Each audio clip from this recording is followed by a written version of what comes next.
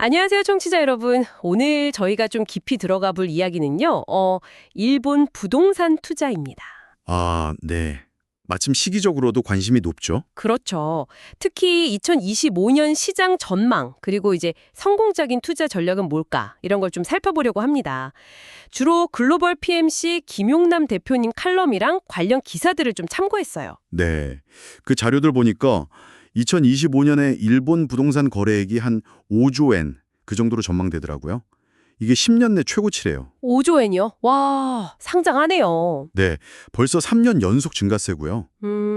배경을 보면 일본 대기업들이 요즘 핵심 사업 아닌 부동산 자산을 좀 매각하고 있고 또 관광 산업도 꾸준히 괜찮으니까요. 아, 그런 흐름이 있군요.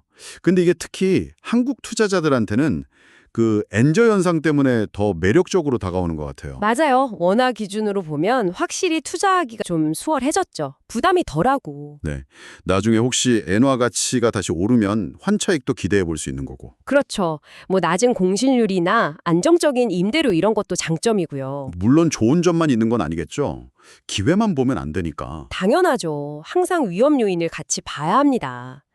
그 일본도 금리 인상 가능성이 계속 나오고 있잖아요. 네, 그 얘기 계속 있죠. 그리고 장기적으로 보면 인구가 줄어드는 문제도 무시할 수 없고요. 또 외국인 입장에서는 법이나 세금 이런 절차들이 좀 복잡하고 낯설 수 있거든요. 하긴 그렇겠네요. 그럼 이런 상황에서 그러니까 기회도 있고 위험도 있는데 어떻게 접근해야 성공 확률을 높일 수 있을까요? 오늘 자료들, 특히 김용남 대표님 칼럼에서 좀 강조하는 부분이 있나요? 네, 있습니다. 그 칼럼의 핵심은 딱 한 가지로 요약될 수 있을 것 같아요. 바로 신뢰할 수 있는 전문 투자 자문사를 찾아야 한다는 겁니다.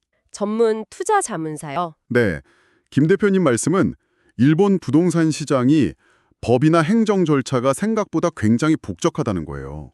그래서 단순하게 언어만 통한다고 해결될 문제가 아니라는 거죠. 그러니까 그냥 일본어 좀 하는 현지 교포 중개사분들 이런 분들하고 하는 것만으로는 좀 부족할 수 있다 이런 뉘앙스인가요? 네, 정확히 그 부분을 지적하고 있습니다. 칼럼에서는 언어 소통 능력을 기본 중에 기본이고 정말 중요한 건 서비스의 전문성, 또 어디까지 서비스를 제공해 주는지 그 범위, 그리고 무엇보다 이 회사를 믿을 수 있느냐, 신뢰성이라고 강조해요. 그렇군요. 신뢰성. 네, 자칫 잘못된 파트너를 만나면 오히려 제한된 정보만 받거나 중요한 걸 놓칠 수도 있다는 거죠. 그래서 그 칼럼에서 글로벌 PMC 같은 회사를 좀 예시로 든 거군요. 한 8년 넘게 하셨다고 본 것 같은데. 맞습니다. 그 회사가 이제 전문성과 신뢰성을 갖춘 파트너의 예시로 등장하는데요. 중요한 게 현지 네트워크가 탄탄하다는 점이에요. 예를 들어 상업용 부동산은 시티홈즈, 주거용은 타카라 레벤 같은 현지 디벨로퍼들하고 제휴해서 좋은 매물을 발굴하고 정보를 준다는 거죠. 현지 네트워크 중요하죠. 그리고 그냥 매물만 소개해 주는 게 아니라 투자 분석부터 시작해서 현지 답사 갈 때 연계해주고 계약 체결 도와주고 또 필요하면 현지 법인 설립이나 해외 부동산 투자 신고 같은 복잡한 절차들 있잖아요. 네네, 그런 것까지. 그런 것까지 다 지원해주고 심지어 대출 관련 자문이나 나중에 부동산 관리해줄 업체 선정까지 거의 원스톱으로 다 해준다는 개념을 강조하고 있더라고요. 와, 정말 시작부터 끝까지 다 책임져주는 종합 서비스네요. 근데 비용은 좀 어떤가요? 이런 전문 서비스 받으려면 비싸지 않을까 싶은데. 그 부분도 흥미로운데요. 칼럼에 따르면 경우에 따라서는 투자자문 수수료를 따로 받지 않고 현지 파트너에게 내는 법정 중개 수수료만으로 이런 전문적인 자문 서비스를 제공하는 경우도 있다고 해요. 투자 부담을 좀 줄여주는 거죠. 그래요? 그건 좀 의외인데요. 물론 뭐 구체적인 조건은 다 다르겠지만요. 네, 그건 확인해 봐야겠죠. 어쨌든 핵심은 이런 전문 자문사를 통하면 단순히 절차를 편하게 하는 걸 넘어서서요. 검증된 현지 정보를 얻고 또 금리 변동이나 규제 변화 같은 예측하기 어려운 위험들 있잖아요. 네. 그런 잠재적 위험까지 관리할 수 있는 좀 통합적인 해결책을 얻는 셈이라는 겁니다. 그렇군요.